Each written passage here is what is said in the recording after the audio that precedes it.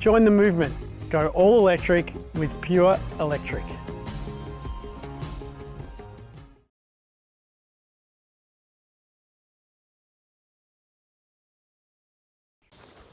This is the entry to the house. This is the west side. It's the first thing people notice, that this house is facing the wrong way. For a low energy house, it faces east-west. There's the electric car, I guess, and there's the low carbon recreation, my collection of boats. So we've had to do a lot of things to address the fact that the house faces the wrong way. The first of them, obviously, is the portico, which goes over the front door.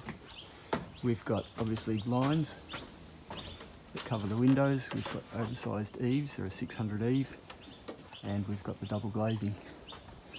We've also got a double insulated front door, bespoke. You can see our low water garden in the front. You can see the first of the water tanks. We're off grid for water here in Metro Melbourne.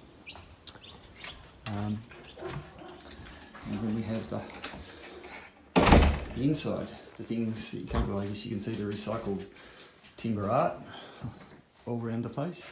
What you can't see is the R5 in the ceiling and the R3 in the walls, and I guess the double glazing. The other thing we had to do, because it faces the wrong way, is to increase our northern exposure, and to do that we've put in a massive solar heater, which is that thing there. Quite literally, clear perspex over a corrugated iron roof with a thermostat controlling a fan to pump hot air into the house. That's how we keep warm in winter. It's 95% of our heating in winter. We have more double glazed windows and obviously the blinds.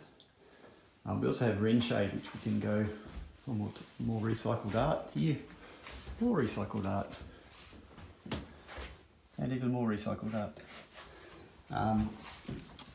We have the zoning doors here, which cut off the front half of the house for heating and cooling. We have the quadruple-glazed skylight, only one in Melbourne because I made it. We have more recycled art. We have some thermal mass, which I use because it's only a timber frame construction. We have a skywall, which is essentially a giant window to let in more northern sun.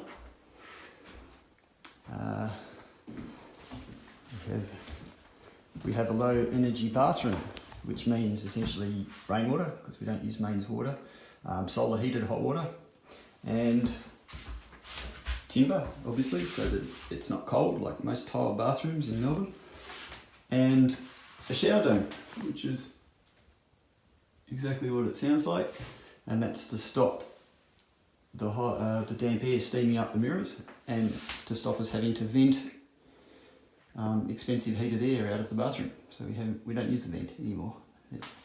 That was the vent. Now, this being the south side of the house, we have no windows. To replace the windows, we have a wall of mirrors. We have one of the reverse cycle air conditioners. I think we used the air conditioner twice this summer. This is the sunroom in summer mode. In winter we have carpet over these tiles to keep the cold away. More double glazing. And the other thing we do to our windows is we have honeycomb blinds to effectively double the performance of our double glazing. Here we have the rear deck, and if you look up you can see the foldable skylighty thing that we lets extra sun into the sunroom. Here we have a low energy or low water use backyard. I call it shade sails. That reduces the water required for the lawn by about 90%. We have what's left of the summer garden. Strawberries and sunflowers, a little bit of spinach. Not much left of the summer garden. Here we have the zero fossil fuel garden maintenance, and that's a 22-year-old electric lawnmower that on its third battery, but still going strong. Here's another one of the tanks. About 30,000 litres of water here. That's how we stay off grid. They're kind of embedded all around the place. And I'll bring you in here because you can meet the dog.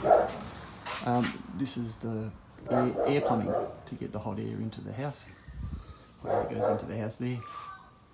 Comes out up there, out of the roof, hot roof up there.